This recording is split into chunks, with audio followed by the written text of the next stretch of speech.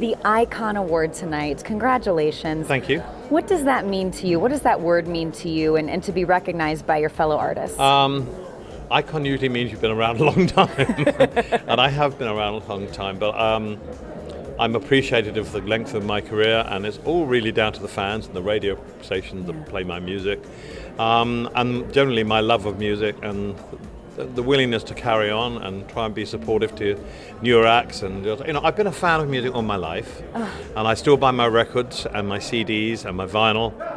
I don't stream and I don't download. I'm still a bit of a Luddite like that, but it gives me the incentive to keep up, to look to new artists to provide me with energy. And radio is so magical. I mean, when I first came to America, radio, wow, we had one radio station in England, and we come to America, and then the start of FM radio as well. It was astonishing, and radio sounded so good in the car, and I still listen to radio in the car when I'm in England. It's something magical about hearing something for the first time on radio. I remember hearing "Don't You Want Me Baby" by Human League and pulling over, it was so good. Or "The Brown Sugar" by the Rolling Stones. So radio is a magical part of our lives, and none of us artists would be here without it. Well, you had some incredible artists honoring you tonight. Oh, yeah. Demi, Brandi, H.E.R. How do you feel seeing them sing your songs, and why those three? H.E.R. is just so innovative and so brilliant, a great guitarist, so many things she can do. And she won the Oscar this year, which was fantastic. So it was kind of, I won the Oscar last year, she won the Oscar, and we're both in the same theatre. And Demi, of course, is a dear sweetheart who I've been so fond of for a long, long time. Brandi has been a friend of mine for a long time. I've been a fan of hers for a long time. I played on her records a long time ago. They represent three different sections of music to me. And they all sang the three songs which are so hard to sing: Benny, Don't Let the Sun, and I'm Still Standing, and they did a brilliant job. So I'm very touched.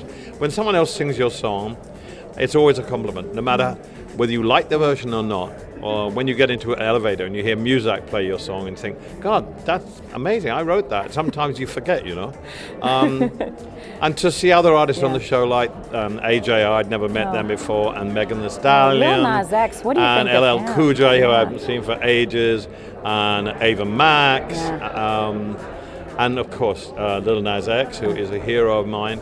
So it's wonderful to be able to be amongst those artists and say hello for the first time, because I listen to these artists all the time. So when you meet another artist, you pay your respects. Well, here's the thing. Every single person who I spoke to on the red carpet about you had a story about how you'd given them a call, or you'd met them and said, I loved your music. They all had these incredible stories how you took the time to know who they were and know their music.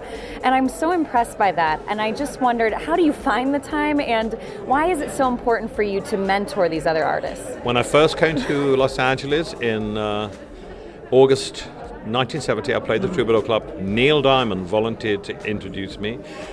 Brian Wilson was in the audience. I think Crosby, Stills and Nash, before they were Crosby, Stills and Nash. Linda Ronstadt was there.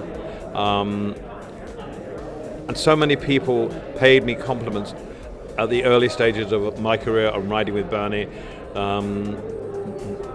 The band came to see me. George Harrison wrote me a note. And it gave me validity of what I was doing was good. And I was so touched. And it inspired me to continue. And I thought, if these people who are my heroes like me, then I must be doing good. So I've learned from that. And I think that whenever you hear something, or whenever you see something, whether it's a movie, a play, a dance, a photograph, a piece of art, you should phone that person up if it affects you, because they should be told, because we're very shy as artists about telling each other how good they are. And it's just fantastic I've made so many friends from doing that. And I love doing it, and I will always continue to do that, because it's what you should do. And some of these artists, I don't know how they do it. I mean, Billie Eilish at 15, Lorde at 16, Kid Laroi. I mean, these kids are rocking it. I was just barely shaving when I was 16. So music has been my life. It's been something that's carried me through sadness and happiness and joy, and it still does. I'm still buying all my new releases every week. I listen to things. I do a radio show. I'm nearly coming up to 300 in a row on my Apple show, and it's given me the chance to hear new artists, call them up and say, hi, I really love what you do. Can you come on the show and I can talk to you? Amazing. So music does that. It's been the savior of my life.